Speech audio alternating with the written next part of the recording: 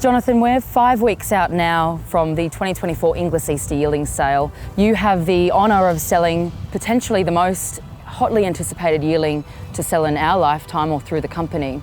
Lot 391 Pierro out of Winx. What's the weight of expectation like when it comes to a high-profile horse like this? Oh, Jemma, there's no doubt that everyone at the company is delighted to be given the honour to sell Winx's first foal.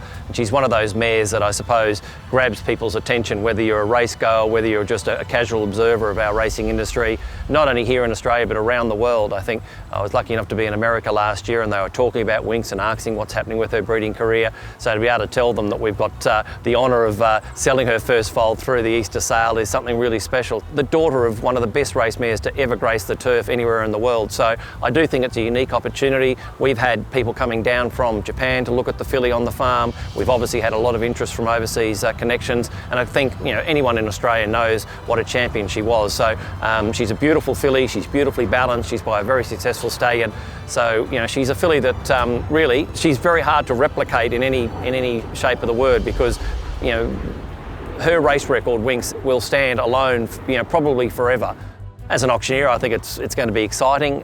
It's one of those things. Every horse is important when you're selling, because it doesn't matter who they are. To the breeder who's bred them, it's a very important time in their lives to try and maximise their sale price. But yeah, once in a lifetime, you get the opportunity to sell something that I think people will be talking about in the lead up to it. So it's something I'm very much looking forward to, and hopefully we can do a good job. This is your 38th year with the company, with Inglis, Jonathan, and you've been privy to some really huge moments in the sale ring at Easter and all the other sales that we hold as well. But where do you think this will stand for you in your career of auctioneering and actually working at the company?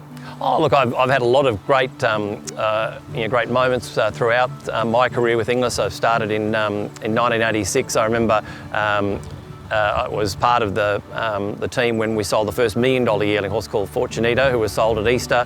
I did in 2009, I was lucky enough to sell the first foal of Makybe Diva, which I suppose has some similarities with what we're talking about with the Winx filly. I mean, Makybe Diva, 3 times Melbourne Cup winner, real heroine of the industry at that time. She sold a Galileo foal, her first foal. Tony Santic sold the colt, made $1.5 million at Easter.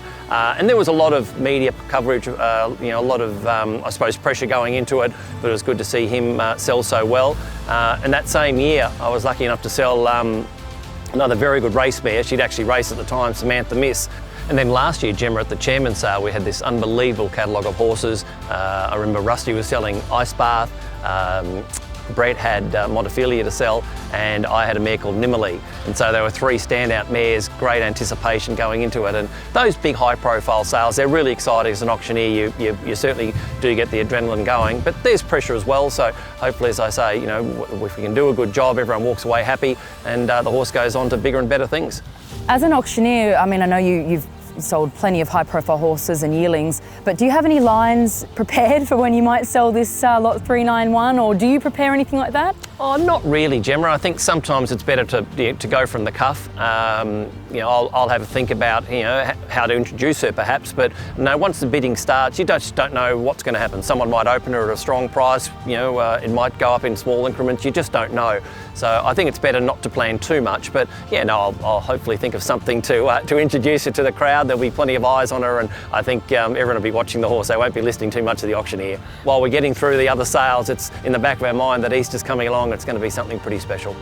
Come of the era, come of the legend, the greatest of all time.